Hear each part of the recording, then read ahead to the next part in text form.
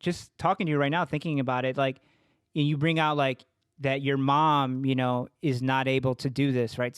She doesn't know about self-care at all. And if you tell her Mm-hmm. about it, she's gonna be like, get the fuck out of here. I got too much to do, right? I just got too much to do. Always thinking. Even when they Always like on don't. high alert. Yeah. Now that they're older, they can relax and they're like, no, I gotta still. No. You told that story about she cooks Still. food for her dog now. That's crazy. I am not joking. Like they've gotten to this whole new level of wanting to do something. And like my dad started gardening because he just got bored one day. So like he has this like all his like spices and flowers, and he's into that now. My mom cooks for the dogs, and like the dogs eat like humans, and I'm like, this is not healthy for them, but it's fine. Yeah. I'm gonna let you train your dogs. But it is funny, but thinking about it, it is kind of like this is how their life has always been. Like if I really think about my mom, since she was 19 years old, she's been a mom. My And mom now too, she's 19. 61. She had me at 19. She had you at 19? Yeah. Yeah. So I mean, like they've been mothers their entire life, and their entire life they have supported others, done things for other people. And even thinking of my mom's story coming here, her life was survivor mode when she came here. So how do you like uncondition yourself to just like relax and think about self-care? Our whole culture has PTSD because of, Our whole culture. Yeah. from what they went through, and then they put it on us. They tell us what happened to them from when we were babies, right? This is how I had to eat shit every day of my life for 20 years. Yeah. And so you grow up with these So stories. much trauma. Yeah, and Yeah. we're like, and they give us coffee since we're like 1 year old. I've been drinking coffee since I had no teeth. Out the womb, they just like give you some caffeine. Oh yeah, because they're drinking it too, right, when you're pregnant. Yeah. But what was I gonna say? Like, yeah, I mean, it's funny how, and you talk about that, like, how your mom can relate to that, but in a way, we try to compare our grind to our parents' grind or our grandparents' grind. Like, I can't complain because my grandma, had no shoes for a year and blah blah blah, and she did that, and all she ate was quesadillas for 2 years or whatever the fuck. Yeah. But in a way, we're kind of like the complete opposite, not only the complete opposite of our parents and everybody who came before us, but we're like the inside out version of them. Because whereas they worked, and were physical and ignored everything going on inside them, right? To the point where, like, you bring up that Latino men tend to drink a lot. That's a really good theory that you have. That Latino men tend to drink a lot because of that, because they can't express their emotions, be vulnerable in any way. And or the women, right? The women are, I won't speak for all of them, but there's a lot of very angry mothers, right? Who yell a lot and who throw chanclas and who fucking all this stuff, right? That's anger. That's something inside of you. And, I know she's yelling at her kid, but, that's not how we would react now, right? And because we're doing a lot of internal. Let's talk about it. Right. Let's unpack. That's my point. Like, is that we're doing a lot of internal work. We're doing a lot of internal work, and that leaves us drained. Even though we're not working maybe physically as hard as our parents did, we're doing a lot of internal work, and they kind of don't understand that. I don't know about your parents, but my parents, my people older than us, they think like they don't understand how you can be mentally exhausted, especially with the kind of jobs that we have. Like, we're not cleaning houses, we're not selling mangoes on the off ramp, right? So why should we be physically tired? But we're doing a lot of internal work, and we have been for a long time. And it's just something that they can't relate to. And I, in a way, consider myself pretty fortunate to have experienced both sides. Like my first job was cleaning houses with my mom, and, going through homelessness, I like got a taste of what the trauma that they experienced. Not that they wanted me to experience that, but I got to experience a little bit of like, no, they of course it's not like sending you to Venice for the experience. No, this is like life. So I got to experience that, and now opposite, now I'm like financially secure, I'm like college educated. And so I know I'm really privileged in a lot of ways. And I know what motivates me to keep doing what I'm doing is because I know this is why my parents worked so hard their whole lives. And that's why they keep working hard, even though I'm like, all your children are grown, like y'all can chill, but they just can't. And that's okay too. That's okay too. Like, I can't be forcing my agenda on them, but you know, it keeps motivating me because I'm like, one thing that my dad always said was, yo trabajo con las manos, so that you can work with your brain, you know, so that you That's can like beautiful. go get Yeah. an education. And I always remember that because I'm like, this is what they wanted. And I'm gonna just keep representing and I'm gonna keep making them proud. And I know that's like a very first gen experience kind of thing. Like we're gonna make our parents proud. But that's just really like my motivator. The pressure to do that is so great because, like you bring up in It's your show, huge. that's why they're here. They didn't come here for themselves, really. You know, No. it was too late for them. Your mom was in her 20s and your dad was in his 30s, so they already experienced life and they were already jaded by life in Honduras because life in Honduras is fucking rough. It's so different. They became cynical. But for their kids, they wanted a different life, different opportunities, and so we can't be hippies. There's no hippie culture in immigrant culture, you know? No. You know? I joke about that because one of my ex-boyfriends, this is going to get real vulnerable, but he wanted to travel after college. And I'm like, that's cool for you, but I can't do that because I can't afford it. You know, I can't afford to just not have a job and go travel the world. That sounds amazing. Maybe when I'm like 40. What ethnicity, race was he?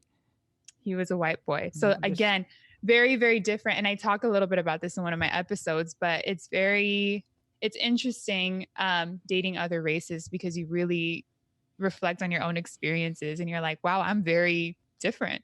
And like, not in a bad way at all, but just our values, the way that we see life, perspectives. Like, for example, I really valued education. And, you know, people around me who were white or, you know, my ex-boyfriend's friends, they were just like, oh, school's whatever. And I'm like, what? And I would get so like, oh, I don't get it. Like, why don't they like school? Like they're here free. I'm like paying all this money to be here. And, you know, like there was so many things that were different. And of course, this is not like everyone's experience, but just from what I saw in my seat, like it was just interesting. And even down to those little small things, like sometimes I would find myself in that moment of, man, I kind of wish I was privileged enough to do what they do. And now I like cringe at that because I'm like, oh, I'm so thankful for the struggle. I know that sounds weird, but I'm thankful for the struggles I went through because it taught me things that I'm going to keep passing on to my kids. And that's a whole separate topic, like my nephew, seeing them grow up. But, you know, it's a different experience. But yeah, I look at my parents and I look at the struggle that they went through. I even look at our family and the struggles that we went through together. And I'm always motivated, like, I'm thankful for that. And that's part of that personal growth, like really unraveling all these layers and having gratitude instead of anger and having love instead of, I wish I had XYZ. You know, that's part of the process of identity, in my opinion. Well, I wish I had XYZ is also the things that were taught to us by our immigrant parents, right? Like they came here for, you know, physical safety, but also for material betterment, right? And so they came here wanting the 2-car garage and you know the nice car and the house and all that stuff. Yeah. So that makes us want, you know, it forces those desires, those value systems on us, right? Yeah. There's so many people who are chasing the house and the car and thinking, I'm going to be happy, I'm going to feel complete if I have those things. And you just know, like, luckily I came from it, I didn't have to learn it. You just know, like, man, they're chasing fool's gold, right? Like when they get it, they're going to realize, oh, I'm not these things. I'm not this car. I'm not this house. And it's interesting because I do find myself in these moments, going back to what you said earlier about this is what our parents did want, the 2-car garage, the house. In a way, I still find myself chasing that. Oh yeah. And it's not for myself though. It's like for them. Like, I want to buy my parents a house. I want them to feel financially secure and I want them to do X, Y, Z. And like, that's why, and I talked about this too. This is a lot of 1st-gens, sons, daughters, immigrants. We sometimes ignore what we want just so that our families can have whatever they came here for. And I was talking about that because talking about my podcast, one of my colleagues who is pretty well off, privileged, she's like, you should just like do this full time, the podcast. And I'm like, well, I don't make any money off of this podcast. So I can't. So hence I'm going to work my full-time job. I'm going to work my 2 side hustles and I'm going to do this podcast. And they're like, how do you do it all? I'm like, we figure it out. That's like the way we grew up, you know? Yeah. So to me, I'm like, yeah, I'm like hella busy, but I'm also doing things that I like. And I also get to be financially secure Yeah, and save up for all the things that my parents want. Do you know what I'm saying? yeah, it's crazy that, I mean, as coming from an immigrant culture, we have that split personality where, we have the woke, let's say, American culture, right, that teaches us that we're not supposed to Mm-hmm. want things and it's all about self-care and relax and chill and be friendly. And then Mm-hmm. that immigrant culture it's not woke, right? Immigrant culture is No, not woke. grind for yourself. You are just a shell. You are a machine. You don't have a Mm-hmm. heart. You don't have a soul. Mm-hmm. And then we're Catholic, right? I'm an atheist, right? But I was raised Catholic and I'm still Mm-hmm. culturally Catholic. So there's, use another one of your words, hella guilt, hella Yeah. shame, right? Like, why do I feel these things? Why don't I want to be rich? Mm-hmm. Why don't I want to grind and it's Es just, que vos sos americano. That's what I hear a lot. yeah, Es que vos esto. And I'm like, yeah. Like it is. I mean, this is where I grew up too. right. So I can't, as much as I tried to in the past, like I can't not say I'm American, Oh, for sure. because I am. And And I may not agree with a lot of the things that happen in the world in our country, but there is, like you said, the woke culture, like that came from America. yeah, And that's what I definitely have. Hella, I mean, Latinos don't say that. I yeah, got yeah. that from the Bay Area and like when I was living there. So there's just so many things where I'm like, I can't not have that identity because it is part of who I am. Yeah, As for much as I sure. try to be like, I'm just Honduran, I'm not American. Like I would say that, I would get so offended, but I'm like, you know what? It's just the way that I defined American in my head. Yeah. That's what I was trying to be like, no. But going back to the woke culture, I definitely like that. And it's true. No, it's true. I mean, and I do like it. I mean, I don't fully adopt it, but I'm enlightened, Yeah, right? same. Enlightening enlightenment is a lifelong journey, right? I'm on it. I'm on that Mm-hmm. path.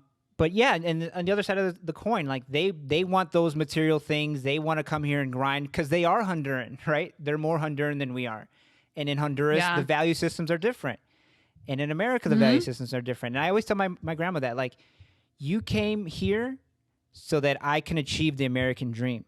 And you thought Mm-hmm. you being an immigrant El you thought that sueño americano. Yep. you thought the Which is a immigrant, whole different topic. right? Yeah. Because immigrants come here thinking the American dream is one thing, right? And they think it's the Mm-hmm. house and the car and the job. And my grandma, I tell a story all the time. My grandma's like, I don't care what you do. I was the first person in my family to go to like a university, and she said, I don't care what you study. Just I want you to, whatever job you get, doctor, lawyer, businessman, whatever. I want you to wear a tie and carry a briefcase. I definitely don't do Mm-hmm. those things. But Neither do I. I told her, like, you came here and you're grinding so that your kids and your grandkids can achieve the American dream. And the Yeah. American dream is to be exactly what you want to be, whatever it is you want to be, each of us, Mm-hmm. right? And that's the American dream, because that's not what's available to you in Honduras, right? If you're in Honduras and you want to start a podcast, right? How the fuck are you going to do that? And Mm-hmm. you know what I mean? But it's, I mean, we could have this conversation for hours. For hours. Yeah.